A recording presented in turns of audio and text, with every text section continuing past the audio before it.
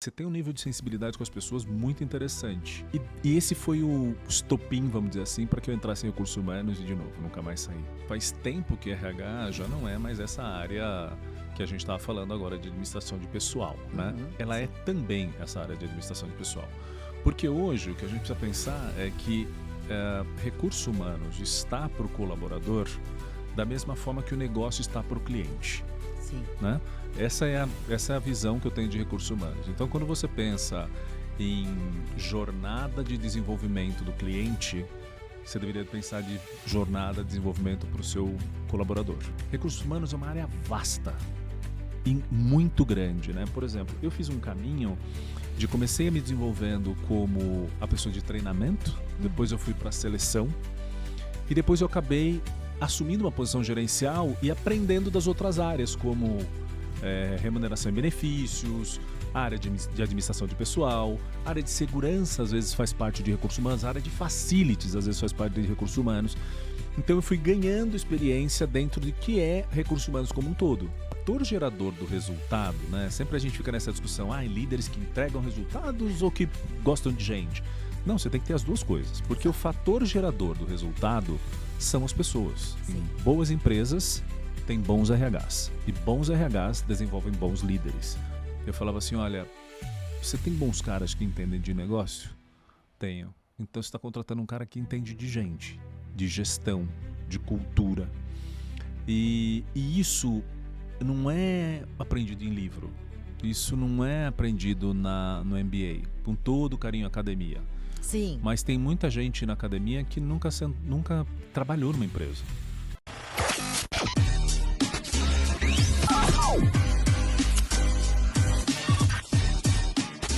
Hello, senhoras e senhores, sejam bem-vindos ao canal Pode Tá, um podcast totalmente voltado ao empreendedorismo, sonhos, carreiras, trajetórias. Hoje vamos falar de um assunto bem interessante, mas antes, quem já se inscreveu, né? Segura um pouquinho aí. Você que não se inscreveu, por favor, vai lá, se inscreva, curta, compartilha, manda no grupo das amigas, manda naquele grupo que o pessoal tá querendo, tá pensando, tentando idealizar uma empresa. Tirar o papel, o sonho ali do papel. Let's bora? Não se esqueça, ok? Você vai ter bastante tempo aí durante o vídeo para fazer isso. Agora vamos lá, vou apresentar o meu convidado, Moisés Marques. Seja muito bem-vindo, obrigada por aceitar o convite. Obrigado você, estou muito feliz de estar aqui, é um prazer. Espero que a gente tenha bons papos. Let's bora. Gente, hoje o assunto é sobre RH. Base RH, a base, né? A base é RH. A base, mas eu quero... Você tem um misto aí de coisas, locais diferentes de trabalho, Inglaterra, México, Brasil, culturas diferentes, lideranças culturais ali diferentes também, ONGs. Sim. Qual parte que você acha melhor começar? Por onde você quiser. Então, bora. Como que você chegou no RH? Essa é uma boa pergunta. Eu não nasci em RH. Olha. Eu sou administrador de empresa de formação e comecei trabalhando inicialmente... comecei trabalhando como técnico mecânico. Meu pai é metalúrgico, minha mãe é do lar. E meu pai criou a gente dizendo que a gente tinha que ter um emprego, né? Então, eu fui aquele menino que estudou, depois fez colégio técnico e fui fazer o primeiro estágio como técnico mecânico. Aí eu entro na General Motors para trabalhar na produção, depois vou à qualidade, aí já começa a entrar um pouco nessa parte de carreira, porque eu sempre fui muito apaixonado por falar inglês. Olha que legal. E desde muito cedo aprendi a falar inglês e eu sou hoje em dia eu falo que tem gente que gosta, tem gente que não gosta, né? Eu sou do que ama falar inglês. Então assim, eu ouvia muita música, eu assistia muito filme e o inglês me abriu muitas portas. E aí fui trabalhar em qualidade. Então, era sistemas da qualidade. Basicamente, cuidava das normas ISO 9000, QS 9000 lá para a GM. E começo a auditar recursos humanos e dar treinamento, assim, por pura iniciativa. Sim. E a RH falou para mim um dia... Eu sempre ia lá, canetava RH, né? RH nunca é muito bom de auditoria. E um dia, uma gestora na GM, Rosana Zonetti, um beijo se estiver assistindo... falou, você não quer vir trabalhar em RH? Você não quer vir me ajudar a estruturar o RH? Isso é 1998 e eu nunca mais saí.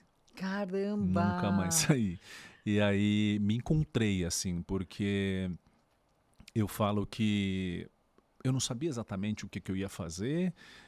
Por ser técnico mecânico, era natural que eu fosse para engenharia. Eu até prestei engenharia, mas não me adaptei. E aí caí dentro de recursos humanos, meio que caí dentro de recursos humanos. Não era assim, não, eu quero trabalhar naquela área porque mexe com gente e tal, tal. E uma coisa que chamou muita atenção da Rosana, essa pessoa que me chamou para recursos humanos, que na época a gente participava de uns processos seletivos de recursos humanos e as pessoas de outras áreas eram convidadas a participar dos processos.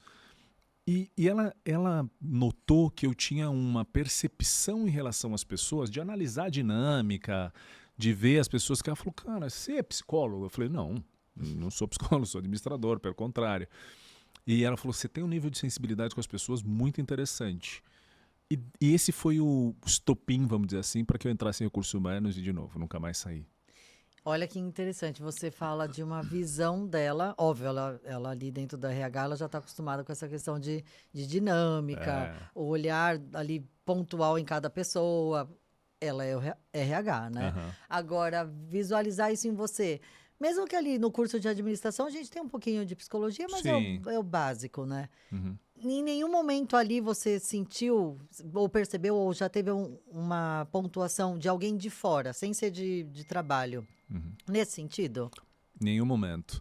E é interessante também contar isso, porque a minha carreira começou a se desenvolver tecnicamente dentro de áreas técnicas, né? Então veio operação, planejamento de demanda, depois fui a qualidade. E um fato curioso também da minha carreira é que eu não sou aquele típico estudante que saiu do curso do colégio, e hoje, né, ensino médio, e foi direto para a faculdade. Eu não tinha grana para pagar a faculdade. E aí eu já trabalhava na GM. E a GM pagava 70% de desconto para quem cursasse a universidade. Então, eu entro em RH e depois vou para a faculdade. Eu me formei com 25 anos.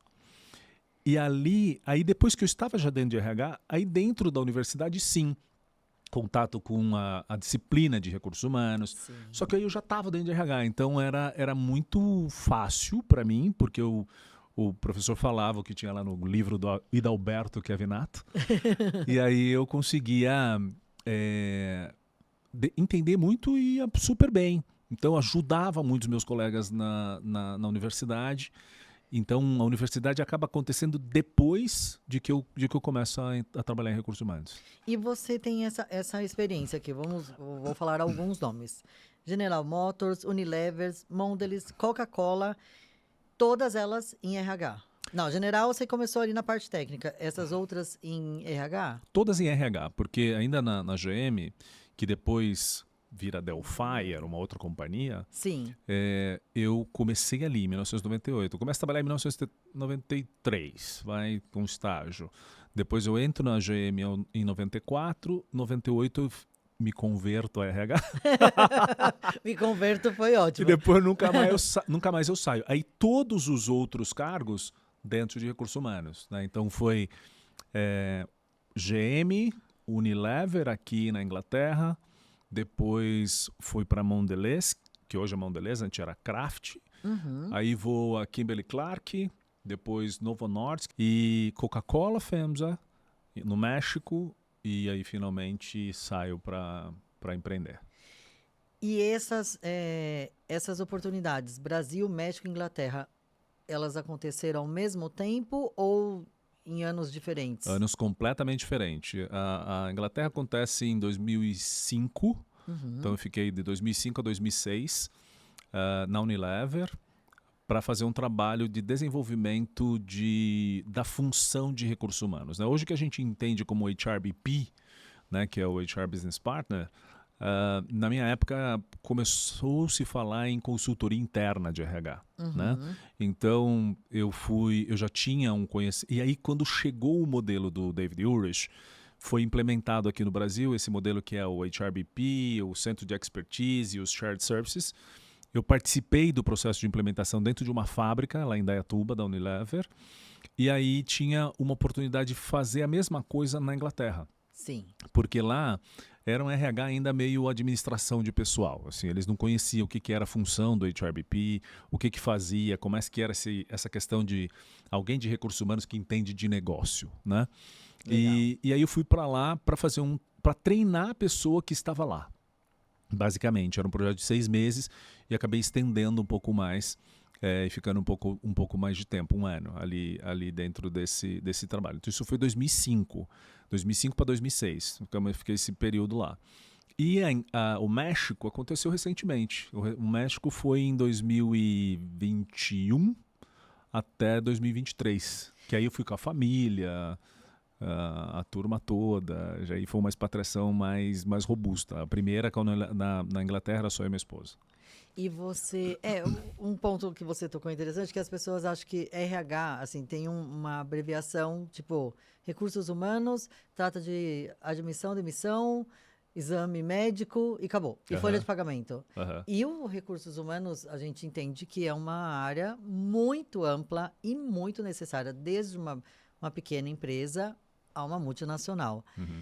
Qual que é, assim, um ponto hoje que você falaria para alguém que quer ingressar nessa área, seja como empreendedor ou como funcionário ali, um CLT, do que ela deveria seguir? Qual o curso, ou de repente uma especialização, ou qual caminho? Tipo assim, olha, vai por esse que eu fui, é bom, alguma coisa que para ela entender, assim, porque existem pessoas que falam assim, mas eu vou trabalhar em RH, só vou ficar admitindo, contratando, e não, é muito amplo, a gente tem parte de organização dentro da empresa, a gente tem parte de dinâmicas, tem parte de até atendimento mesmo psicológico, tem toda uma questão, óbvio, a gente fala isso também de empresas grandes, né, de repente um empreendedor que é pequeno, ele não tem a necessidade de ter um RH, até por questão de custo, espaço e tal, mas ele pode ter uma dinâmica de RH dentro da empresa. Sem dúvida. Né? Sem dúvida, sem dúvida. Então, eu acho que faz tempo que RH já não é mais essa área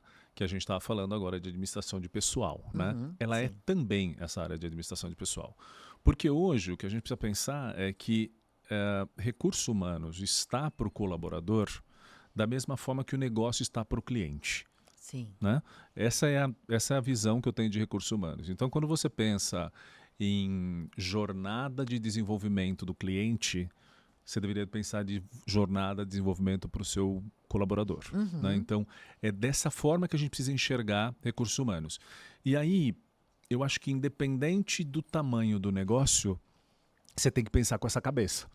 Então, não importa se sua área de recursos humanos é uma pessoa ou se é você mesmo, no começo, né, quando você está começando a abrir seu negócio, ou se você tem uma área de 200, 400 pessoas. Né? Por exemplo, a Coca-Cola era responsável por toda uma área de desenvolvimento, estratégia e inovação de recursos humanos. Eu tinha 160 pessoas distribuídas na América Latina. Então, é gente pra caramba. Tem gente pra caramba.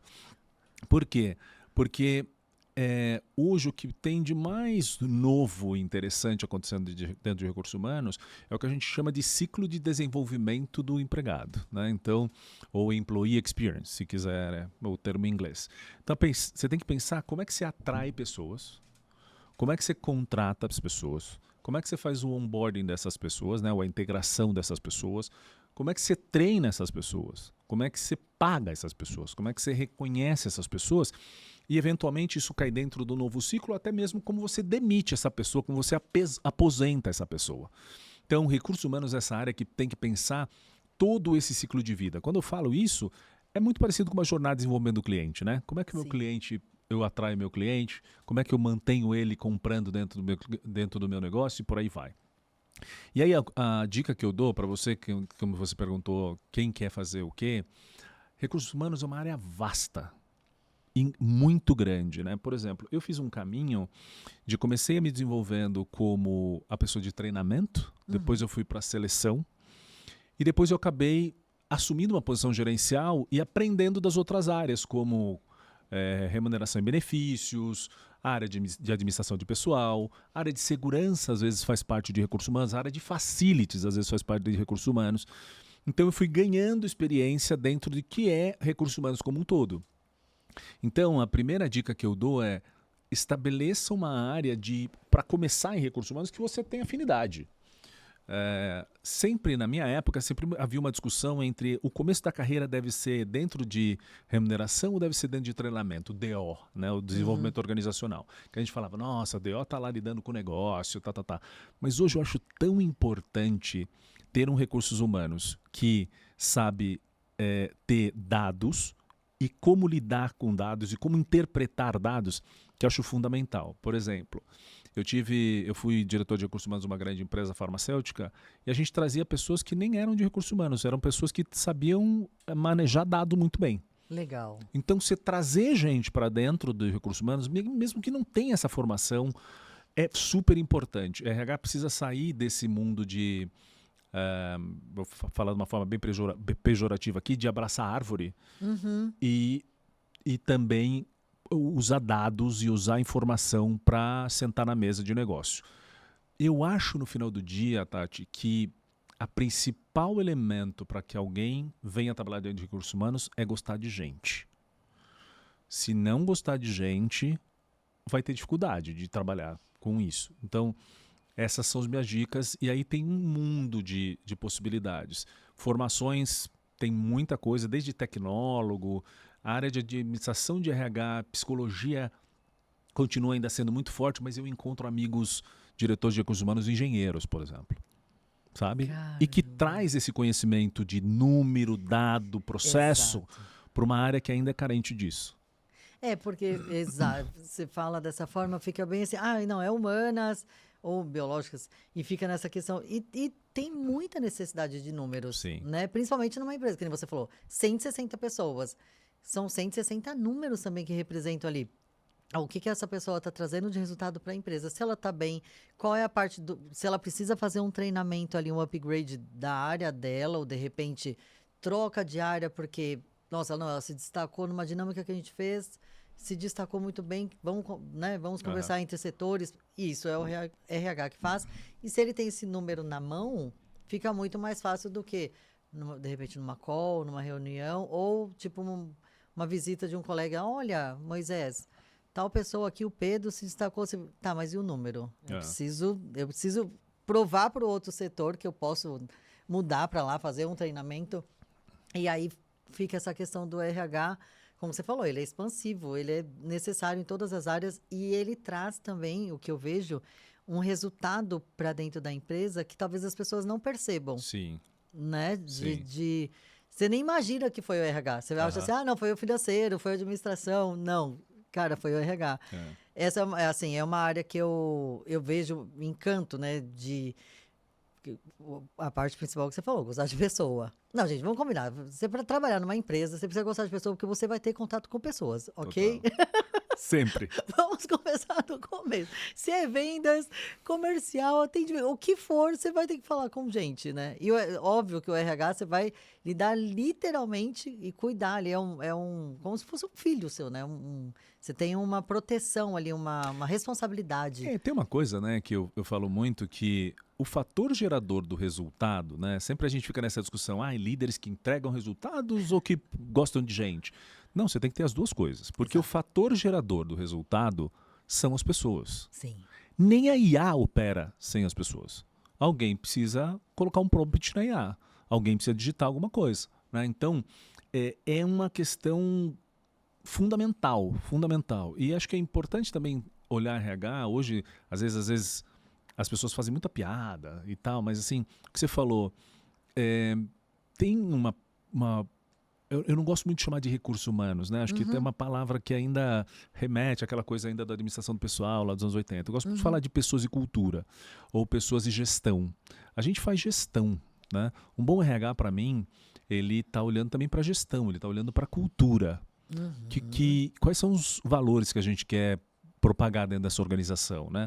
Como que a gente quer contratar pessoas que comunguem desses valores? Eu tenho um jargão que eu gosto de falar muito, assim, boas empresas têm bons RHs. E bons RHs desenvolvem bons líderes. Essa é a máxima. Tudo o que vier depois, você está tentando fazer coisa sexy para enganar o negócio. Famoso de Mas linguiça. acredito muito nisso, sabe? Boas empresas têm grandes RHs e grandes RHs desenvolvem bons líderes. Perfeito. E entra na questão também que se você tem ali uma gestão de líderes que, né, com as suas equipes teve ali um treinamento bom, uma indicação boa, um acompanhamento mesmo ali de, vamos supor, você faz a parte da qualidade desse líder, né?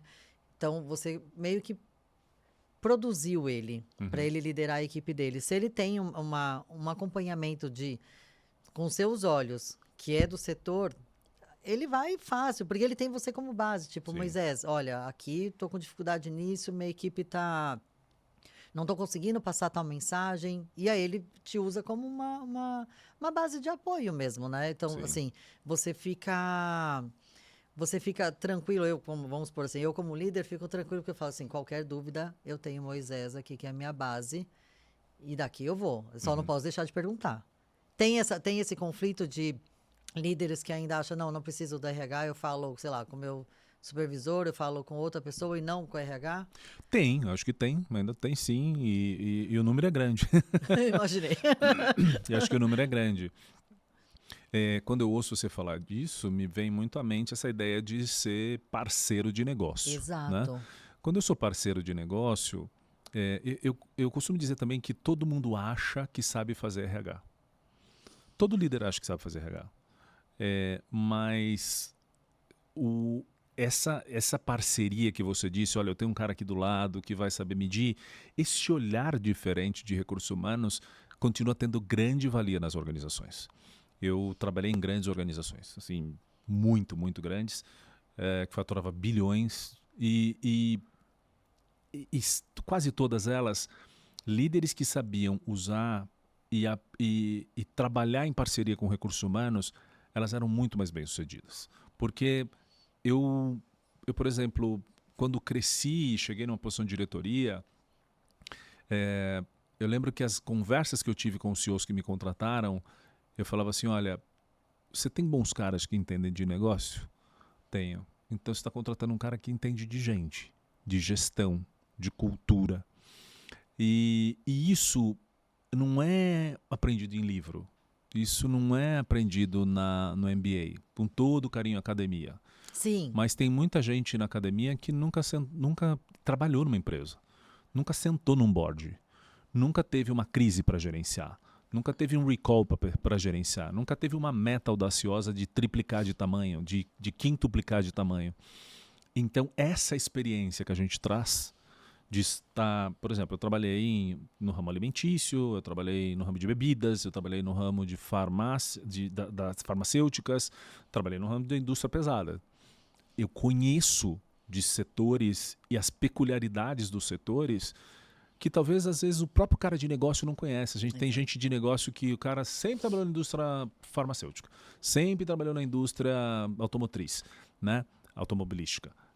Então, essa diversidade, esse olhar do cara de RH, principalmente para fora, né? Eu acho que RH também tem que olhar para fora, traz uma contribuição muito relevante para o negócio. Não, é importantíssimo isso que você disse. E também tem a questão das experiências, que é o que você disse. A faculdade, ela vai trazer a base ali, a teoria, mas a mão na massa, uma questão que você falou de, tipo, duplicar, aumentar o rendimento. Se a pessoa não tem essa experiência, ela não vai saber mexer, fazer os números e mudar essa questão, principalmente porque está lidando com pessoas. E para trazer esse resultado, precisa das pessoas, né? Uma coisa que você falou também, eu acho importante, a questão da cultura. O RH ainda sofre muita dificuldade em apresentar uma cultura, vamos supor, para um líder, ou o líder ter dificuldade com os seus liderados, fazer seguir aquela cultura. As pessoas têm ainda essa, não vou falar rebeldia, porque rebeldia fica uma coisa muito forte, mas do tipo, mas porque eu trabalhava em tal lugar e lá eu fazia assim, né? Tem muito essa questão da cultura e tem gente que não entende o que é cultura, porque acha que o dono que falou é assim.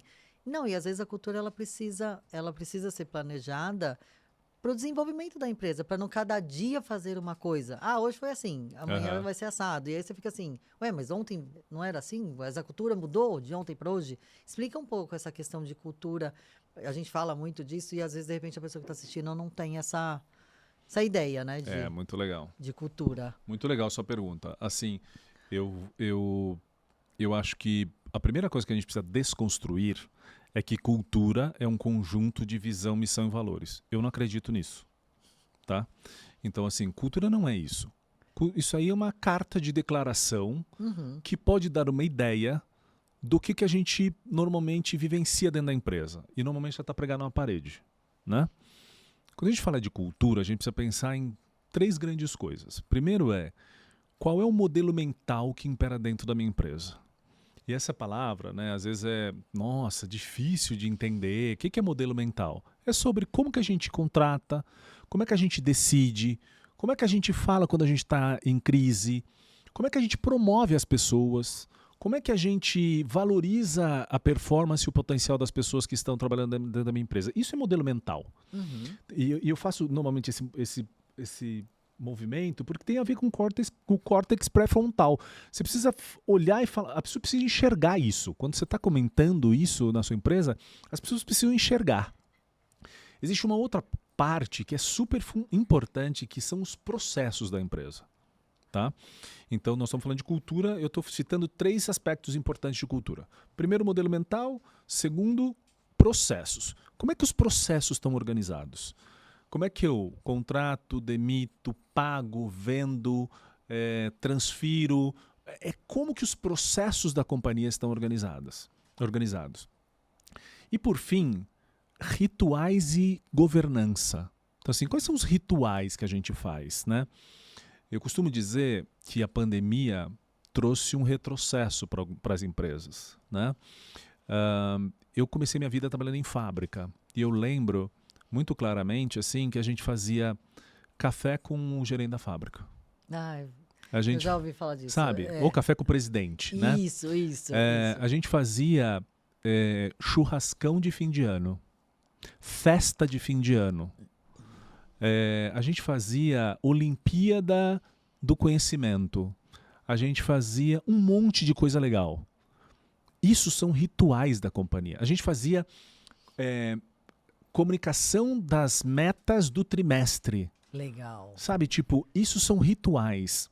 Quando a gente fala de cultura, a gente está falando de rituais. Quando a gente fala de uma cultura de um país, cultura de uma nação, a gente não fala de rituais. Os japoneses são meio assim, os brasileiros são meio assim, os alemães são meio assim. É disso que a gente precisa falar. É do jeitão de ser. E aí tem um fato super importante, Tati, que é assim, cultura tem a ver com, se a gente pensasse a empresa como um organismo humano, é o seu sistema imunológico.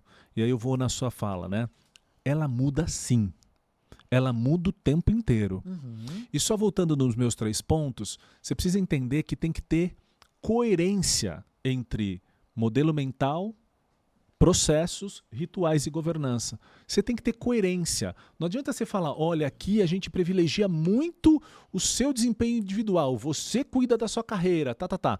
Quando eu vou para metas, por exemplo, tudo é feito de uma forma coletiva. Aí bagunçou. Aí eu baguncei. Então, mas eu preciso então todas as metas sejam individuais? Não, tem que ter um balanço. Sim. Se você está falando que a pessoa, ela cuida da carreira, ela é responsável pela carreira, tem que ter uma parte no nosso plano de metas que, sei lá, uns 20% é só do indivíduo.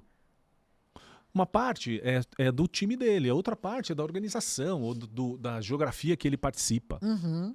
Os rituais, mesma coisa. Que tipo de rituais que você faz que é da ordem do one-on-one? Que é uma conversa aí e você. Que tipo de rituais você faz que é para promover trabalho em time? Se é uma coisa que você valoriza no seu plano de valores.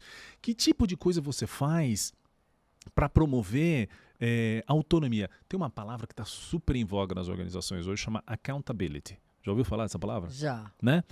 É difícil de traduzir. Para mim, accountability é que nem feedback, né? Feedback você não traduz, você não fala, vou te dar uma retroalimentação. Você fala... É bem estranho. Né? Você fala, a pessoa tem que ter accountability, a pessoa tem que ter responsabilidade, ela tem que ter senso de dono, ela precisa fazer as coisas acontecerem. Mas eu preciso traduzir isso. Exatamente. Eu preciso criar rituais para que ela possa fazer. Não adianta você falar, na minha empresa eu quero que todo mundo tenha accountability. Aí eu falo, qual é o nível de autonomia que a pessoa tem para decidir? Ah, não.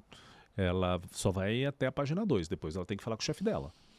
Você entende? Então, coerência é uma coisa super importante para a gente falar de cultura. Acabei me estendendo um pouco na resposta, mas acho que é importante dar esse contexto para que as pessoas saiam de uma ideia de que cultura é visão, missão e valores, e eles entendam que cultura é um mecanismo vivo, que você tem que estar o tempo inteiro avaliando e fazendo ajustes para que a sua companhia continue crescendo. Não, eu não acho que você estendeu, não. Eu acho que você especificou mesmo. Principalmente essa questão de, né, colocar uma tabela, né? A cultura, ela é expansiva, é o que você falou, ela muda, ela tem corpo, ela tem alma, ela não é o que você falou, né? Missão, tal, tal. Tipo, essa regra acabou e vamos seguir assim. Uhum. Até porque o negócio muda, as pessoas que estão mudam. ali mudam. Perfeito. Elas, né, em si, não que elas mudam e vão embora, elas estão em constante mudança. Exatamente.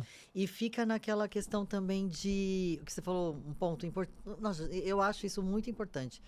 Eu quero que o meu prestador, o meu colaborador, seja qual for o termo que você usa aí, vista o papel de dono, e aí você falou, dá até a chave da página B, e aí numa hora que a pessoa fala, uau, agora eu vou tomar aquela decisão, porque eu pensaria dessa forma. Você fala, opa, não, você não pode. Veja bem. Aí você fala, pera, vamos lá.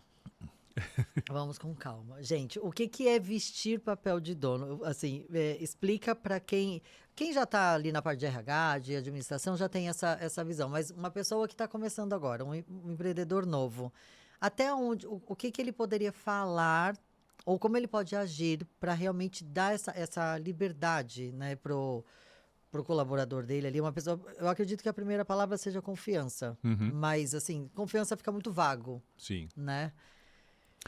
Eu acho assim, talvez eu tô quebrando algumas coisas que as pessoas acreditam, né? Poxa, então cultura não é mais visão, valor. Também. Também, mas... mas não é só isso, né? Mas eu tô muito bem nesse lugar. Sim. Eu acho que eu cheguei onde eu cheguei porque eu consegui desafiar coisas dentro da organização. Então, a primeira coisa que eu acho é assim, não adianta a gente pensar que esse discurso de você tem que agir como o dono. A pessoa não é dona. Exato. Né? Somos todos uma família. Não somos uma família. Exato. Né? Concordo. Nós temos uma relação de trabalho. A gente pode ser unido. Sim. A gente pode ser conciso na decisão. Assim, dizer que a gente é uma família, eu sempre penso o seguinte, que visão de família você tem? Né? De que família nós estamos falando? Então, o primeiro desafio do RH é traduzir isso. E quando a gente fala da questão de sentimento de dono, a gente precisa sair da ideia de só olhar a confiança e discutir nível de autonomia. Qual é o nível de autonomia que você tem? Eu sempre parto de um princípio, enquanto liderança, enquanto líder de grandes organizações, que é eu confio nas pessoas que trabalham comigo. Às vezes eu cheguei em lugares que as pessoas já estavam lá, né? E muitas das vezes eu contratei, muitas das vezes eu troquei as pessoas que estavam lá, enfim. Mas eu sempre parto do princípio que eu confio nas pessoas. Me tem que confiar 100%. Não, eu confio. E à medida que as pessoas provam para mim que a recíproca é verdadeira, eu vou aumentando o nível de autonomia dessas pessoas. Então, eu posso decidir, eu sou um diretor, eu posso decidir coisa do diretor? Depende. Tem coisas que se você ganhar meu nível de confiança, você sendo gerente, eu vou te deixar decidir como diretor. Tem coisas que não. Né? Hoje eu faço muito planejamento estratégico nas empresas. Né? E quando eu sento com o CEO, eu falo para ele, tem coisas que é você que decide. E ele fala, mas não temos que levar para a equipe. Não. Tem coisas que é você que decide. O tamanho do sonho, o tamanho do desafio que você quer ter para os próximos anos, isso tem a ver com você, é da sua função. Uhum. É quase dizer assim, como a gente... Eu falo que liderar tem muito a ver com criar filhos, né? É quando você fala pro seu filho, é porque eu quero. Né? Tipo, é difícil às vezes ouvir isso, às vezes as pessoas não querem ouvir isso, mas assim, cara, Os grandes saltos e grandes empresas que eu participei, eu tinha um CEO lá que falava, cara, nós vamos triplicar essa companhia de tamanho. Você olhava e falava, meu Deus do céu, que frio na barriga. Isso faz você mover. Isso faz você mover. Então, quando você cria um sonho, quando você estabelece uma conexão futura, você precisa definir níveis de autonomia. E à medida que a pessoa performa bem, dá mais autonomia para ela. Tá? Eu acho que é melhor você falar, olha, quanto mais você performar, mais autonomia você vai ter, ou do que você exigir que a pessoa tenha posição de dono. Acho que a história do dono e da família, a gente cai numa vala que cada um tem uma relação. Eu tenho uma visão de família que pode ser diferente da sua. Né? Quantos tipos de família a gente tem hoje? Antigamente a gente tinha só 2 tipos de família. Hoje você tem, sei lá, dezenas de tipos de família.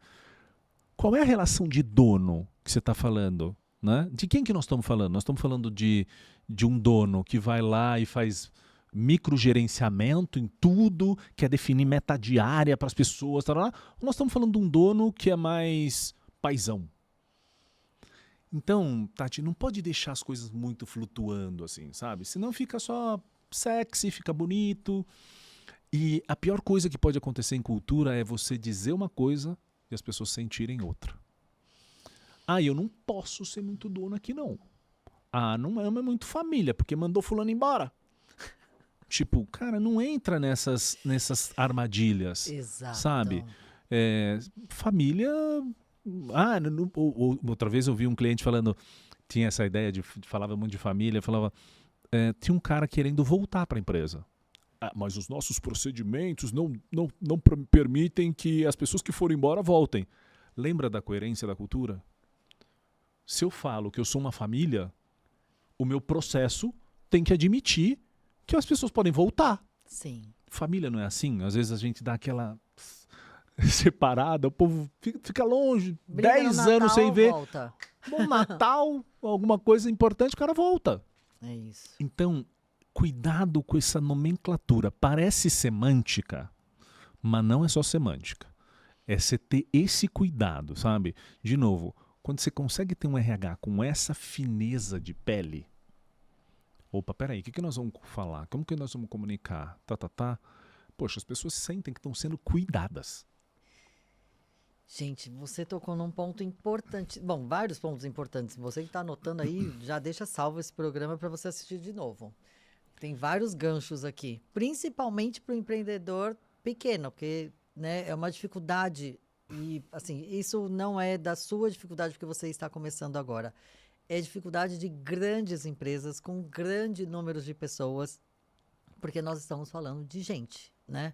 Essa dinâmica diária de cuidar de uma empresa, de pessoas, de gestão, liderança, cultura, não é fácil. Todos os dias temos os nossos desafios, mas um ponto importante, coerência, confiança e autonomia. A confiança é aquela coisa, se você contratou, você já tem uma base de confiança na pessoa, porque você não vai contratar que você, sei lá, não gosto desse cara. Então, não contrata, obrigado de nada, vamos embora. Agora, autonomia. Entra muito nessa parte da questão de ser dono. Eu não concordo muito com essa fala, porque não é ele que vai sofrer a dor que eu sofro de... Será que eu vou ter o dinheiro do imposto? Será que eu vou conseguir crescer minha empresa o ano que vem? Total. Caraca, eu tenho que mandar embora um diretor que eu gosto muito, mas, cara, ele parou de render, eu já fiz 500 dinâmicas dentro do RH, o cara não desenvolve, tá com algum problema pessoal, não sei, bugou.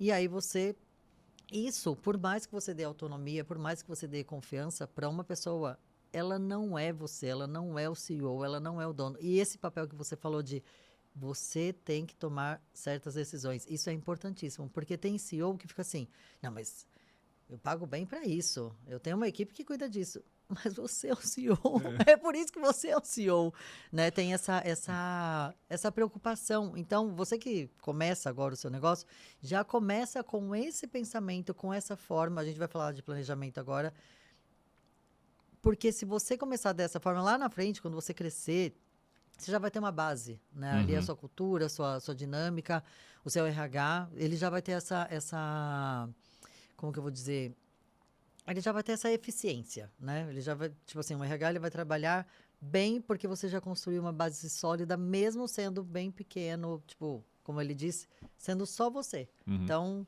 continua, entra nessa base, nessa linha do tipo, preciso ter ou ser, né, o meu próprio RH, mas nessa linha. Esse ponto que você falou é importantíssimo também, de família, porque aí entra na questão de pai, aí um outro, brigou com o pai, brigou com o irmão, né? Foge dessa linha, porque isso prejudica você, porque depois você fica com aquela coisa do tipo, poxa, preciso mandar embora, aí fica como se tivesse mandado embora um filho, e não é seu filho, né? E planejamento estratégico, gente, isso parece bobagem, vocês devem ter ouvido 25 mil, @Saiba Mais, venha fazer comigo o planejamento estratégico para 2026, para o seu crescimento. Não é bobagem, gente, isso é muito importante, mas uma empresa que está começando, sem RH, uma empresa pequena ali, 2, 3 pessoas, como que ela faz esse planejamento? Ela contrata, ela aprende na internet? Qual que é a sua dica ali para quem começou agora? Começando agora, me liga e me contrata. Perfeito. Tem que vender também, né, Tati? É lógico. Então faz parte. É óbvio. Mas assim, a gente tem... Bom, eu tenho muita experiência nisso, muita experiência. Eu participei de cases no mercado muito importantes, né? Então, por exemplo, eu estava no lançamento do Corsa na GM, que foi um dos primeiros veículos econômicos, super econômicos no Brasil. Eu participei da compra da Kraft, a Kraft comprando a Cadbury Adams, que foi um case mundial, né? Eram os ingleses comprando os americanos. Eu participei do lançamento de um blockbuster chamado Ozempic no Brasil, né? Eu participei do lançamento da plataforma digital da Coca-Cola FEMSA, convertendo em 40% das vendas para o digital. E eu acompanhei todos esses executivos nesses grandes momentos de negócio. Isso é super importante. Qual é o padrão que eu verifiquei nessas... Estou citando aí 4 exemplos, grandes exemplos de grandes empresas, mas qual é o padrão que eu percebi? Primeiro, e isso serve para você que está começando agora, né? Tipo, se você às vezes não tem a grana para pagar, tal, vou te dar uma dica de um modelo que é essencial para você começar o seu negócio, de planejamento, o seu planejamento estratégico. A primeira coisa é, qual é o tamanho do seu sonho? E quando a gente fala de sonho, eu não estou falando de sonhar com algo etéreo. Eu estou falando da meta, do seu objetivo. Eu estou falando de, né, você aqui, a gente está conversando no Bastidores, tem 2 empresas. Você olha e fala, faturei tanto no passado, eu quero faturar tanto em 2030. Quero faturar, ou sei lá, a gente pode fazer planejamentos estratégicos, primeira dica, né? De 1 ano, de 2 anos, de 3, eu não recomendo mais que 5. Né? Hoje em dia, tanta mudança que se você projeta 5, você vai ter que fazer ajuste tudo no meio do caminho. As empresas ainda continuam fazendo 5, 3, as grandes empresas. Sim. Mas antigamente eu fazia de 25. Exato. 10. Exato. 15, né? Eu Verdade. participei de programas na GM que a gente fez 20 anos de planejamento. Você fala assim, oi, né, cara, como que você prevê que carro vai ter em 2020? Daqui 20 anos? É impossível. Então, vamos lá. O modelo é o seguinte. Primeira coisa, qual é o tamanho do seu sonho? Qual é o tamanho da sua meta? Eu quero dobrar de tamanho. Tem empresas que às vezes falam, cara, eu nem quero dobrar, eu quero manter. Eu quero ser do tamanho que eu sou de forma consistente, tarará. Mas isso precisa estar muito claro. E empreendedores, empresários, precisa sair da sua cabeça. Porque tem um monte de empresário empreendedor que tem o sonho claro, mas ele não tira da cabeça dele. Tem que transferir isso para um papel. Tem que transferir isso para um plano. Bom, estabelecido o plano, o tamanho do seu sonho, a segunda pergunta é assim, quais são os desafios estratégicos que existem nesse meu sonho que eu preciso identificar? Legal. Cuidado para não ficar louco. Tem gente que começa a listar 50 desafios. Tem que ser algo entre 5 e 8. Não pode nem ser 3, porque nenhum negócio, se você tiver se for sozinho, você consegue identificar 5. Né? Eu ajudo você a identificar mais 3. Algo de 5 a 8. Quais são os desafios estratégicos? Então, e mapear isso. Então, estabeleci o prazo, estabeleci qual é o sonho. Quais são os desafios estratégicos? Você está dentro de um negócio que tem impacto de saúde? Você está dentro de um negócio que tem impacto em sustentabilidade? Você está dentro de um negócio que tem impacto em economia circular? Você está dentro de um negócio que tem impacto na demanda da falta de demanda, da falta de entrega do produto? Enfim, quais são os desafios estratégicos? Seu maquinário está obsoleto, que você não vai conseguir entregar se você crescer tanto? Então você precisa elencar esses desafios estratégicos. Mapeou os desafios estratégicos, você começa a entender assim, aonde eu preciso jogar. Então assim, quais são os campos que eu preciso jogar? Então, lista. Olha, então eu preciso rever minha parte financeira, eu preciso contratar mais gente, eu preciso olhar para competências. Então, às vezes você vai crescer, você tem empresas, fala, eu quero duplicar de tamanho. Só que vai entrar toda uma plataforma aí digital, é um conhecimento que você não tem ainda. Então, eu preciso comprar esse conhecimento. Então, eu preciso mapear isso. Isso é planejamento estratégico. E, finalmente, entender, depois de você mapeou quais são os campos que você quer crescer, assim, qual é o trabalho a ser feito? Né? O inglês chama de work job, qual é o job to be done? Então, assim, qual é o trabalho a ser feito para resolver isso aqui? É quase uma cascata. Eu tenho que fazer isso aqui para resolver esse campo, para resolver o desafio estratégico, para chegar no meu sonho. Este é o modelo. Talvez eu falando não seja tão simples de você entender, mas é muito simples de se fazer. Planejamento estratégico não é algo complexo. Claro, depois que a gente for entrar em go-to-market, como é que eu vou mapear a demanda, e aí talvez até você precise contratar alguém para fazer esse trabalho para você. Né? E o mais importante, depois de terminado todo esse roteiro que eu falei, disciplina para levar o plano à frente. Sabe onde a maioria dos gestores erram? Depois de feito o plano. Não tem disciplina, não tem governança de levar o plano à frente. Aí que erra. Outro erro clássico, não envolver a equipe no processo. Senta lá com a consultoria XPTO, a famosona, e não envolve as pessoas no processo. Fica difícil. Aí erra.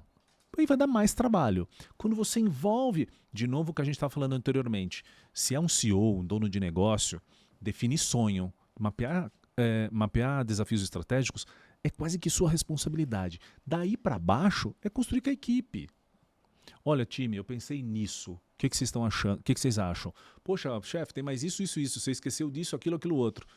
Então, quais campos nós vamos atuar? Porque, exceto algumas exceções de alguns super-homens e algumas mulheres maravilhas que acham que sabe tudo da empresa, o CEO, o dono de negócio, tem que saber criar visão. O time sabe mais do que você. Na minha carreira sempre foi assim. Cara, você fala, eu opera o SKHR lá, o sistema de o Workday. Cara, não sei fazer esse negócio. Mas tem alguém na minha equipe que sabe fazer muito bem.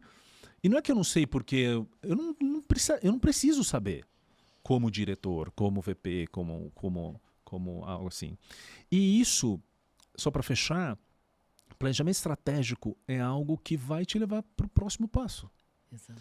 Sem plano, não vai. Eu tinha um chefe que falava o seguinte, sem plano, você está jogando com a sorte.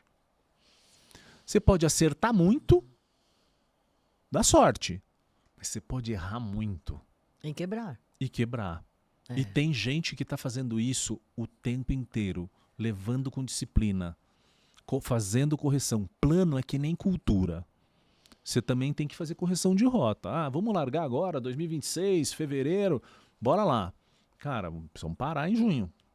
E aí, o que avançou, o que não avançou? Tem que fazer todo mês, mas assim, tem que olhar para isso consistentemente. Mudou. O que mais acontecia para mim dentro das organizações eu estabeleci uma meta em janeiro, chegava ali em junho, julho, mudou. Eu já tive caso assim de tipo, esquece essa meta porque o projeto não andou. Só que entraram mais 2 outras metas, ou 3, que a gente vai ter que colocar no seu plano de metas. Acompanhar planejamento estratégico é sobre isso. Perfeito. Gente, faz o seguinte, assiste, pausa, anota vai pesquisando também, coloca ali na internet o que ele falou. O que ele disse aqui é um rascunho, vamos falar assim, simples, um rascunho do que é um planejamento. Se você seguir a risca, você vai ver que ali na hora que você estiver escrevendo, você fala, nossa, era só isso. Era só isso, é muito simples. É muito simples. Eu acho que talvez a questão de executar, né, delegar, e o que você falou, eu dei risada aqui, porque, gente, eu conheço muitos CEOs, eu conheço muitos empresários, e assim, eu vejo a dor deles, a gente conversa muito sobre isso, e é justamente isso, não fala para a equipe. Aí acha que a equipe vai, né, bola de cristal, nossa, o Moisés hoje, eu acho que ele quer isso, gente, vamos fazer? Não existe isso. Tem que falar, tem que posicionar, tem que pontuar. Até para o ponto que você disse também muito importante, de repente alguém ali visualizar e falar assim, Moisés, ó, você esqueceu de tal coisa, para você chegar nesse resultado a gente precisa de X, sei lá, equipamento, X horas, X tempo, não sei, seja o que for. Então você tem aquela visão também de outras pessoas que estão com você, porque a gente como CEO, a gente quer tudo. Eu quero crescer, não sei o quê, eu vou fazer isso, X. Só que na hora de executar, é outra situação. É outra situação. E assim, entrando ainda mais nessa questão, mudança, inclusão, ou de repente, tipo, ó, vamos mudar essa cultura, esse projeto aqui, gente, deu tudo errado, isso daqui a gente não chega nem em maio, a gente tá querendo junho, não. Então, assim, ter esse manuseio, né, da cultura, esse manuseio do planejamento, não é só colocar lá na parede e falar, ó, galera, é isso e bora. Porque aí não vai. Não vai. E olha, assim, pode até acontecer algumas partes, mas assim, em outras vai ter um enrosco ali. E aí entra na questão do líder também, junto com a RH. Olha como volta o assunto. Entra na questão do líder de falar com o CEO, falar com o RH, do tipo, falar, ó, gente, vocês fizeram uma meta aqui maravilhosa, mirabolante, mas eu acho que vocês estão na lua e a gente tá aqui no sol, não cabe isso. E ter essa conversa interna, né? Ter essa percepção. Você hoje, dentro dessa parte de RH, você vê liberdade e, assim, autonomia das pessoas em barrar e falar, olha, pera, Moisés, eu acho que você... não é nem liberdade, uma aceitação de, tipo assim, entre os líderes, o RH, o CEO, de tipo, vamos com calma, ou tem, tipo assim, aquela coisa, é isso, muito engessado, é isso, programei e vamos. Eu acho que tem de tudo. Eu acho que tem de tudo. Eu vejo que o grande inimigo hoje é a velocidade. E a velocidade, às vezes, de um CEO, que nem você falou, o CEO quer tudo, de um CEO que não consegue ter, ou de uma CEO que não consegue ter tranquilidade de dizer onde é que eu vou apertar. E aí começa a apertar todos os parafusos, sabe? Todo mundo. Tem uma coisa que você estava falando, assim, tem que ter uma conversa muito, muito importante entre todos os departamentos, mas assim, a operação precisa conversar com vendas, que precisa conversar com marketing. Esse é o cerne da questão. A galera que vem de suporte, logística, finanças, RH, jurídico, ela vem como suporte mesmo. Mas se essas três áreas não conversarem, eu vejo poucas empresas caminharem bem. A briga maior normalmente está aqui, entre vendas e marketing. Né? Vocês estão vendendo coisas que a gente não tem capacidade de demanda, e uma briga depois para cá, né? Vocês estão vendendo coisas que a gente não consegue entregar. Então, esta conversa tem que estar muito bem alinhada. Eu acho que a gente vive, Tati, aí eu estou pensando muito nas grandes organizações, talvez menos no pequeno empresário, ainda há mundos que o escritório está num lugar, a operação está no outro, sabe? Tipo, você precisa aproximar mundos. Você precisa botar as pessoas conversarem. Eu faço mentoria para muitos CEO. E às vezes, quando eu comecei minha carreira, eu falava, nossa, o CEO deve ser um cara muito F, né? Esse cara, nossa, ele pensa na... E hoje em dia que eu faço mentoria para o CEOs, ele fala, cara, como é a dificuldade? Botar as pessoas para conversarem. É fazer com que o cara de operações entenda o que vendas está querendo vender. É fazer com que eles se escutem. É fazer com que os três participem da jornada do cliente, não só a área de trade marketing ou a área de marketing. Esse é o grande desafio, entendeu? Então, de novo, na sua pergunta, quando o CEO consegue ter essa clareza de propósito, olha, então é aqui que a gente precisa mexer, para lá que a gente vai, as coisas funcionam. Mas o que eu tenho visto muito são CEOs querendo acelerar todo mundo. E eu acho que não precisa. Você precisa saber aonde você vai colocar mais esforço para que o resultado chegue. Sabe a história do 80-20? Uhum. É bem isso. Bons CEOs são os caras que conseguem apertar o 20% e fazer a grande mudança acontecer. Essa é a magia do negócio. Isso me encanta. Isso me encanta. Porque com um planejamento estratégico bem feito, com uma governança bem feita, uma cultura sendo construída junto com o time, não tem empresa que não ande. Não tem empresa que não ande. Quando você começa a criar silos, é outra coisa que a gente vê muito hoje em dia. Vendas não fala com marketing, marketing não fala com vendas não fala com operação, começa a criar o ciclo, tá bom aí, então o plano vai, se vocês botaram no plano, eu vou tentar fazer. Mas não caminha. Exato. É óbvio. É óbvio. Então, aí vai a dica para quem está começando agora e que é pequeno empresário ou médio empresário. Tem que confiar que você não sabe tudo. Tem que saber contratar gente boa. Não é necessariamente gente próxima, né? Porque quando a gente está começando um negócio do zero, às vezes a gente até contrata o tio, a tia, o filho. Uhum. Quando a empresa cresce, tem um momento que você tem que demitir essa turma, porque você fala, não é esse cara que vai me levar lá pro sonho. Eu amo esse cara, mas eu preciso contratar alguém agora que sabe muito para aquilo que eu preciso entregar. Então tem que ter essa tranquilidade de fazer isso, né? Uma dica que eu dou as pessoas sempre fazem essa pergunta para mim também, do tipo, mas então eu não posso ser amigo das pessoas? Não pode.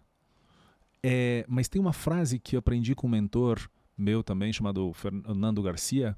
O Nando fala assim, perto o suficiente, longe o bastante. Isso não significa que você não vai ser amigo, pessoal, posso ir no churrasco, no happy hour. Mas ele precisa saber em algum momento que ele é seu chefe. Exato. E que se você precisar tomar uma decisão, você vai fazer isso em detrimento do negócio. É isso que faz a diferença de um bom CEO, de um bom dono de negócio, para mim. Então, ter essa clareza estratégica, saber onde é que se aperta o calo, saber contratar e ter esse limite entre o que é parte da amizade, do bom relacionamento e o que é de negócio. Só para fechar, eu tenho um amigo que ele tem uma franquia grande, que cresceu muito no Brasil recentemente. E ele fala o seguinte, cara, tem hora que fechar a loja... ele falou, a primeira vez que eu fechar uma loja, doeu no coração. No outro dia não andava. Hoje, com planejamento estratégico, eu tenho claramente, assim, se bater, se não chegar no EBITDA aqui, no top line aqui, no bottom line aqui, eu tenho que fechar amanhã. Exato. Ele fecha. Sabe? É duro o que eu tô falando? Mas é a vida como ela é. Às vezes, se você tem um coração mole, você vai falar, não, vou deixando lá. Quando você vê, isso pode estar afetando mais que o seu negócio. Estou falando de franquias no Brasil. Esse cara tem mais de 300 lojas no Brasil. Então, assim, ele tem uma habilidade. Ele já tem qual é a receita. Se não bater essa receita, fecha. Fecha porque senão o teu negócio não prospera. Entendeu? E você, essa parte entra na questão da razão. Uma coisa que eu sempre falo, eu sou razão. E o meu sócio, ele é emoção. E eu falo que é a junção perfeita, porque um equilibra o outro.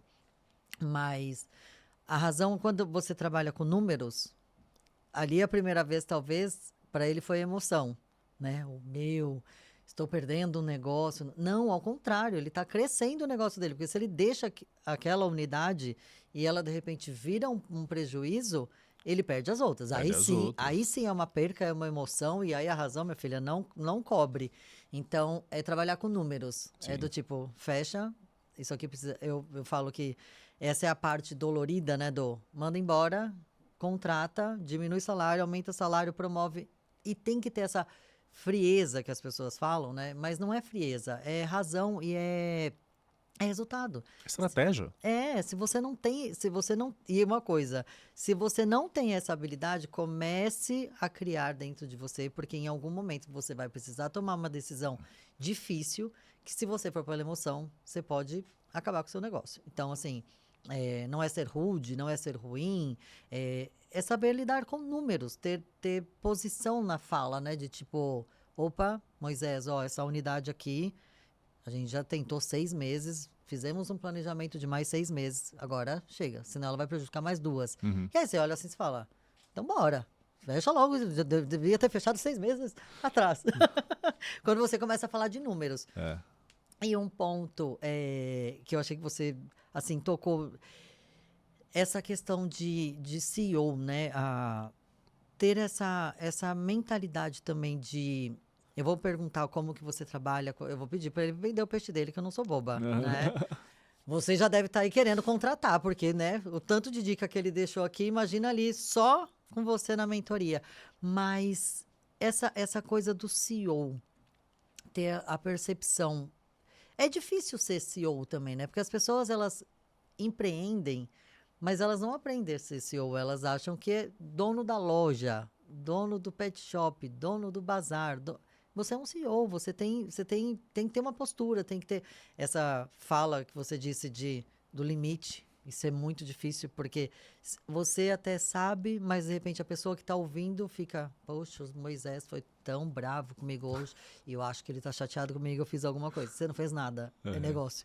Esse ponto é muito difícil também. E se você não impor, a pessoa não vai entender. Total. Né? E como que um CEO se forma hoje?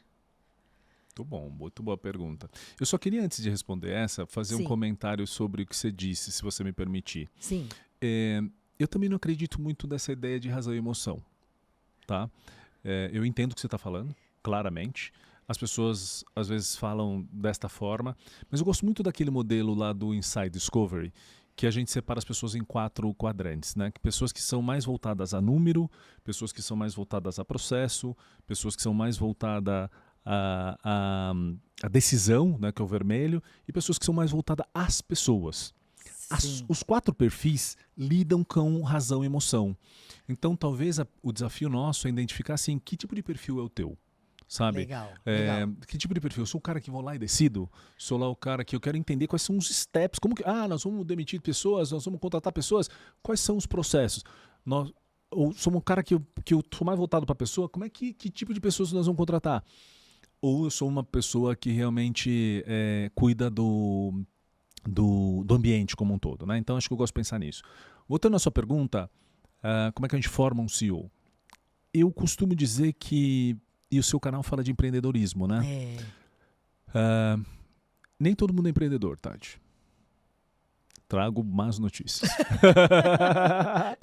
Ai, mas Moisés, a CLT, não sei o quê, tarará.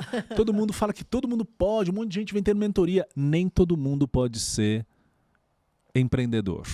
E aí vamos entender 2 perfis. Para mim, eu trabalhei 30 anos nas organizações, nessas grandes organizações. E faz 2 anos e meio que eu estou trabalhando no meu próprio negócio. Existe um perfil que é empreendedor. E existe um outro perfil que é empresário. As pessoas precisam entender isso. Não é a mesma coisa. Não é a mesma coisa. Quando eu falo do empreendedor, eu estou falando daquele... Acho que, se eu não me engano, o número é 3% da população só. 3% da população só. É o cara que vai ter Copa do Mundo, ele vende bandeira, bola, buzina, vuvuzela, tarará, e acabou a Copa do Mundo, ele fecha e fala, bom, agora é a Olimpíada, então vou vender outra coisa. Sabe, é esse cara que tem a mente empreendedora. É o cara que já quebrou 500 vezes. Ele não está preocupado com dinheiro, ele tem a vontade de empreender e impactar. Ele olha para trás e fala, pô, Tati, eu já tive 10 empresas. Eu já tive 10 empresas, já fiz isso, aquilo outro, já aprendi, já fui, larguei tudo, fui para os Estados Unidos, não deu certo, voltei. Esse é o empreendedor. Exato. Esse é o empreendedor. O empresário é um cara que nem eu. É um cara que conhece de gestão, conhece de gente, conhece de negócio e tem uma mente um pouco mais calma e consegue navegar. Por exemplo, eu quando saí da CLT, eu falei, todo mundo, procurei, conversei com os meus mentores, falaram, abre sua própria empresa. Eu tava morrendo de medo. Eu falei, mas como assim? Eu sempre trabalhei na CLT. Pra você ter uma ideia, eu nunca fui mandado embora na minha vida. Ai, que legal. Eu tive empresas que eu saí na sexta e comecei na segunda. Eu não tive nem tempo de descanso de uma para outra. E aí eu falei, não, eu quero me juntar a alguém que já... Eu fui fazer consultoria, quero me juntar a alguém que já tem consultoria. Eu quero aprender de consultoria. Então eu não sou um empreendedor. Eu não tinha claramente qual eram os produtos que eu queria fazer, como que eu queria impactar. Não sou esse cara. Mas fiz um mergulho profundo sobre como é empreender. Como que é sair de um modelo, começar a ganhar dinheiro de um modelo diferente que eu ganhava. Uhum. De todo dia 5, dia 20 tava, todo dia 5, dia 20 estava lá, o bônus, o carro da companhia. Tipo, fui entender uma outra forma de ganhar dinheiro. Então, assim, quando a gente pensa num CEO, a primeira coisa que você precisa entender é, eu sou um empresário ou sou um empreendedor? Se você é um empresário, eu diria que a sua vida pode ser um pouco mais tranquila em começar a ser um CEO. É o cara que já sabe o que é networking, é um cara que já sabe mapear mercado, ele vai aprender fácil um planejamento estratégico. Não. Se você é um empreendedor, que essa mente que está o tempo inteiro em mudança, querendo fazer coisas diferentes, a primeira coisa que ele vai ter que aprender é confiar nas pessoas. Não ser a Mulher Maravilha e não ser como é? Super-homem. O super-homem. O caminho aqui, para quem olha de fora, pode ser mais difícil. Para quem é realmente empreendedor, talvez nem seja, porque o cara não tem esse desprendimento. Como eu te falei, ele quebra, ele renasce de novo. Está no sangue dele. É um cara mais difícil de lidar. É um cara mais egocêntrico, ou uma pessoa mais egocêntrica. É uma pessoa que tem dificuldade, às vezes, de vender para a equipe o que ele está enxergando. Então, esse cara, a primeira coisa que eu diria é, contrata um RH. Boa.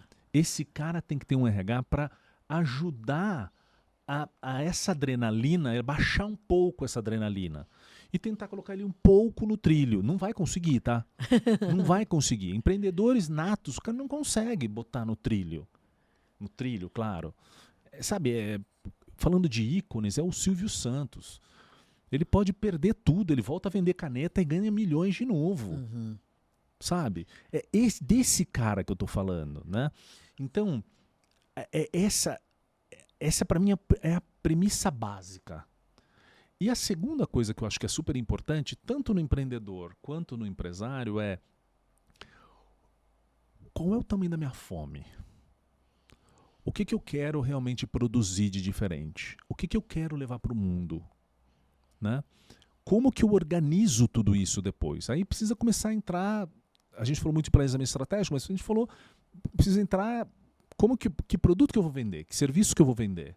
Quem é meu cliente? Como é que eu organizo essa história toda? Mas CEOs, bons CEOs para mim, trazem consigo também essa capacidade de vender e embarcar todo mundo na visão. Esse para mim é o bom CEO, sabe?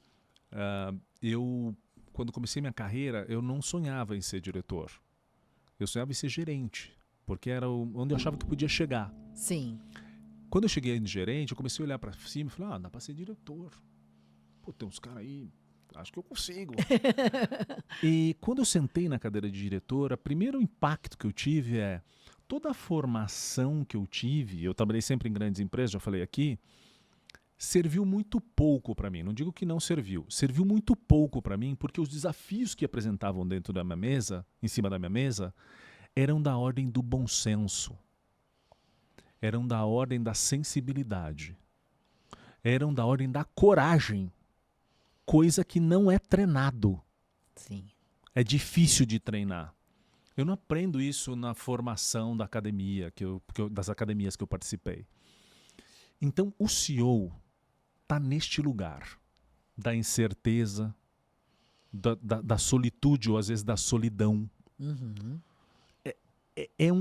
É um perfil que o cara tem que estar muito disposto e muito claro, sabendo o que ele quer pela frente, sabe? É um pouco desta forma que eu penso. Eu não sei se eu tenho uma receita para falar assim, ó, como é que você transforma um Sim. CEO. Mas, de novo, convivendo muito com eles, eu tenho esta sensibilidade de que primeiro identificar que plano você é. Estou mais do lado do empreendedor ou estou no lado do empresário? E depois começar a pensar como é que eu formo uma equipe, como é que eu formo a empresa que eu quero construir e ir trabalhando junto com alguém como um recurso humano que possa te ajudar a chegar lá. Perfeito. Perfeito. Não, e você disse, gente, nome assim, Silvio Santos, você falou nessa questão, quebrou, volta a vender caneta, e exatamente, ele voltaria a vender caneta e ele faria uma outra TV e assim, Igualzinho. Ou melhor. exato. E aí você fala de empresário, eu já penso numa Abílio, Sim. que aí já é uma linha totalmente no trilho ali de tipo, eu preciso de números, crescimento, Lema. pessoas, Né? Você Abílio, falou, Lehman, esses caras são empresários. exato. Não, eu achei a sua resposta assim bem sucinta. Eu acredito que você tenha entendido aí também a coisa do empreendedor, né? Que você falou, voraz, não consegue colocar no trilho. Eu consegui visualizar, assim, sabe, um bonequinho, os dois, assim. E só complementando, estou ouvindo você falar também, acho que é interessante. Acho que a gente também precisa sair desse lugar que hoje acho que tem uma dicotomia muito assim. ou você é CLT ou você é empreendedor. Cara, eu não acredito em E pra nada. Eu não acredito em ou pra nada. Aham. Ou você é CLT ou você é empreendedor. Eu acredito em E. Cara, eu sei, o Rodrigo já esteve aqui, o Rodrigo é meu Sim, mentor. sim. Eu discuto muito com o Rodrigo, porque o Rodrigo fala assim, bicho, sua carreira é um negócio assim, né? É, porque ele acredita numa carreira assim. Carreira não é linha reta. Não é linha reta. Ainda Cara, mais hoje. Cara, eu trabalhei 30 anos no CLT, tô empreendendo há 2,5. Se amanhã depois pintar um projeto legal, eu volto. Sabe, não é ir, sabe? Não é ou, é ir. Exato. Tipo, você tem que estar atento a esses sinais. Se eu não sou empreendedor, eu sou empresário, eu tenho que estar atento a esses sinais. Sim. O que é bacana de não estar na CLT é que eu posso fazer da minha vida o que eu quiser. Eu posso abrir um podcast. Né? Eu posso abrir uma outra empresa. Eu posso investir em outros negócios. Essa é a beleza de estar fora. Sim. Porque no momento quando você está dentro, você tem uma dedicação de tempo e te pagam por isso. Exato. Né? Ou até algumas Maior. regras também, contrato, não pode fazer Contrato. nomes, vincular outras marcas, aí já entra numa questão mais contratual. Eu acredito também que essa coisa da carreira, ela é curvas de Santos. Total. Muito. Agora eu quero que você apresente um pouco do seu trabalho para quem ali assistiu, a gente falou assim, pera, eu preciso do Moisés. O que o Moisés pode fazer por mim? Qual que é seu plano, o seu trabalho, a sua função ali de CEO, o que for. Legal, legal. Bom, assim, o que eu faço? Eu ajudo líderes e organizações a crescerem de uma forma estratégica através de uma liderança corajosa.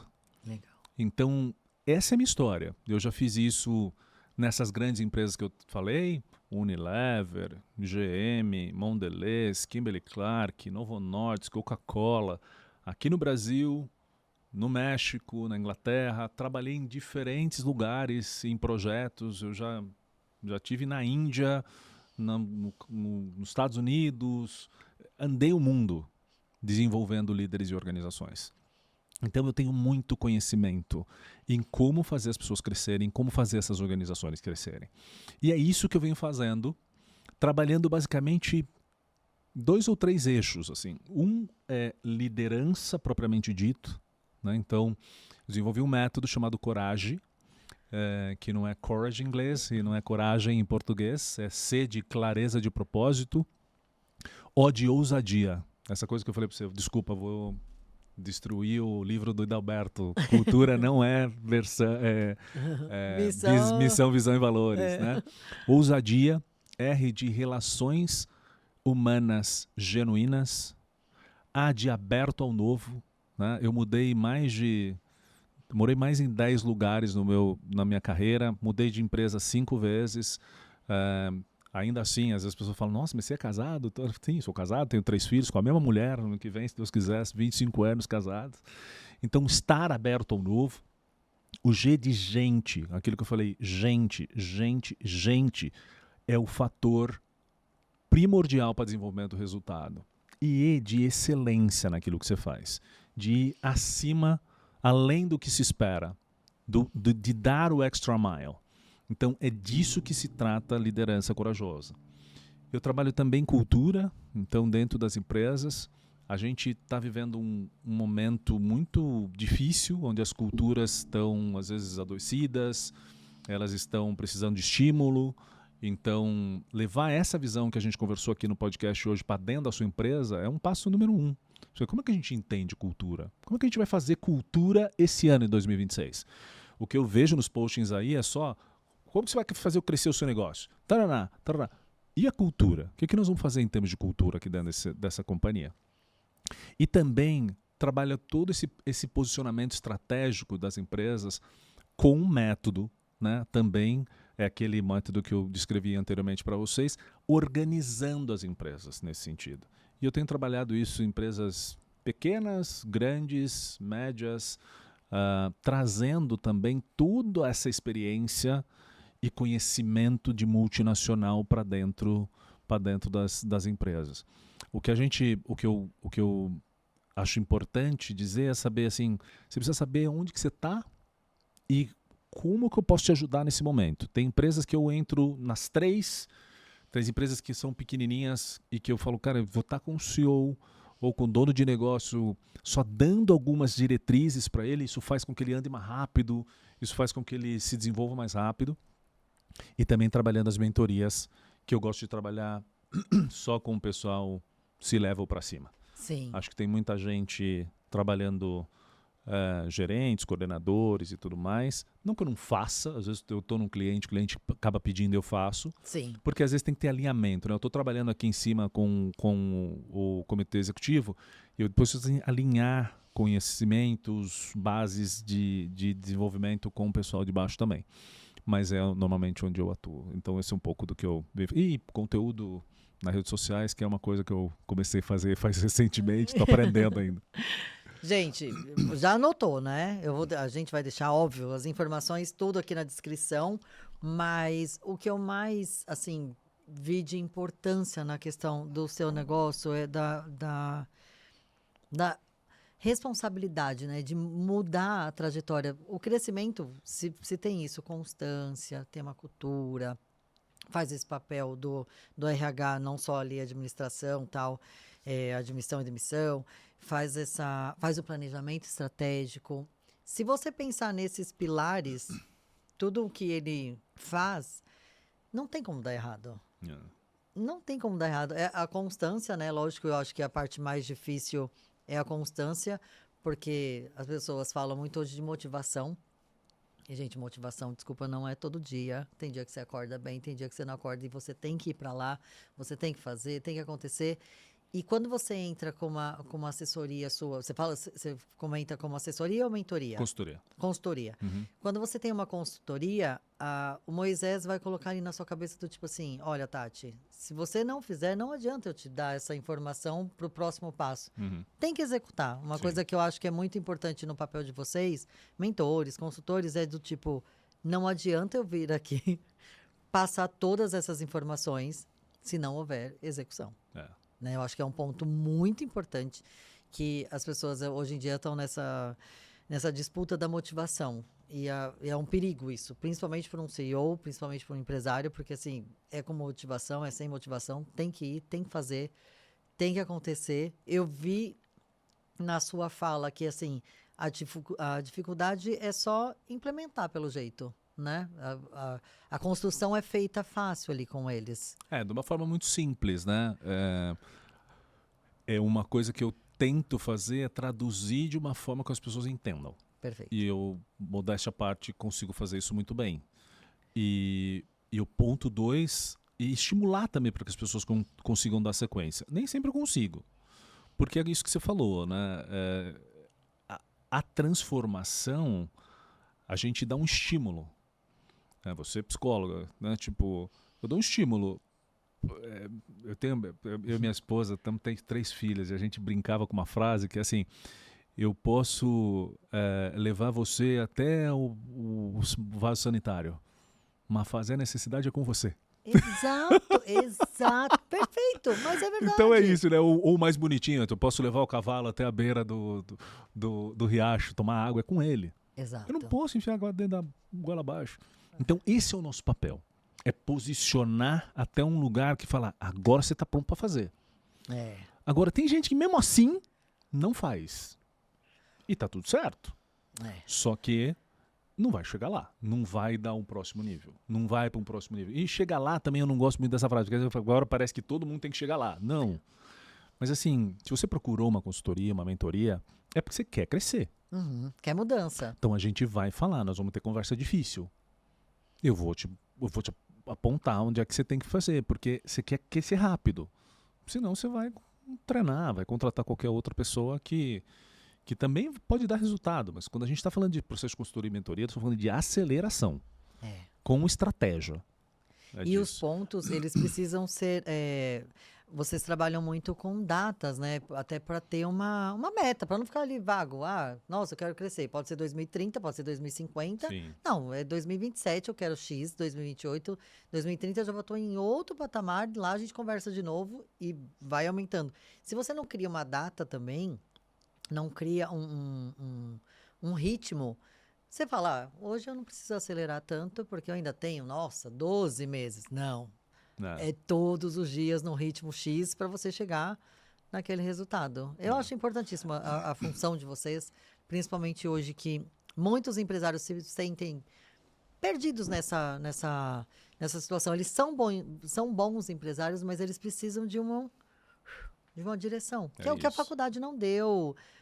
Assim, não volto a falar que nem você disse, né? Não é uma crítica aos cursos, não é isso, mas é a mão na massa mesmo, é a experiência, é a troca de experiência. É isso. Moisés, eu quero te agradecer de verdade. Eu achei importantíssimo esse conteúdo. Eu acredito que ali muitas pessoas vão olhar e falar assim, poxa vida, preciso fazer meu planejamento? Não, preciso criar minha cultura, preciso abrir a minha mente em muitas coisas, porque a gente fala também de abertura de mente, né? Sair daquela coisa engessada. Quero te agradecer de verdade. Muito obrigada por ter vindo. Eu acredito que tenha contribuído para muita gente. Não, eu que agradeço. Acho que minhas considerações finais assim vai muito no sentido de dizer, antes de você pensar em como desenvolver sua equipe, você precisa se autodesenvolver. Você precisa se conhecer, você precisa saber como é que você funciona, se é empresário, você é empreendedor, você é uma pessoa que vai estar dentro da CLT querendo galgar outros cargos ou não querendo galgar outros cargos. Isso é super importante. Então, que você seja respeitoso e honesto com você mesmo. Acho que essa é a primeira questão. E o que eu acho, Tati, assim, a gente ouve muito falar, né? O Simon Sinek tinha um vídeo super importante que o pessoal amou, viralizou, né? Que era o porquê que você faz o que você faz, né? Você tem que entender o porquê. 30 anos de experiência trabalhando nas organizações, eu acho que o porquê é importante, o que é importante, mas com quem é mais importante ainda. Então eu acho que você tem que saber definir, escolher muito bem quem que vai estar com você na jornada, quem que vai estar com você nessa trincheira. Isso faz toda a diferença. Se você souber escolher as pessoas, se você cuidar das pessoas, não tem como dar errado. Não tem como dar errado. E as pessoas vão querer ficar na sua organização por muito tempo, querer fazer parte desse sonho com você. É isso. Eu, ao longo de 30 anos, passei por 5 empresas e eu carrego amizades e momentos incríveis que eu vivi com os meus times, porque eu soube fazer isso de uma forma diferente. Então, que você continue na jornada, que faça diferente, que impacte positivamente a vida das pessoas e transborde tudo aquilo que você está sonhando em crescer para todos que estão ao seu redor. É isso que eu tenho para fechar. Precisa mais alguma coisa? Não, né? Perfeito, muito obrigada, de verdade. Eu acredito que é bem isso mesmo que você disse, de impactar, trazer resultado para si, É né? isso. Que aí você transborda. Chave de ouro, gente. Fechou com chave de ouro. Mas antes de acabar, pera. Cadê? Se inscreveu? Curtiu, comentou, compartilhou, mandou no grupo dos amigos que estão precisando dessa virada de chave, ou de repente contratar o Moisés, você mesmo.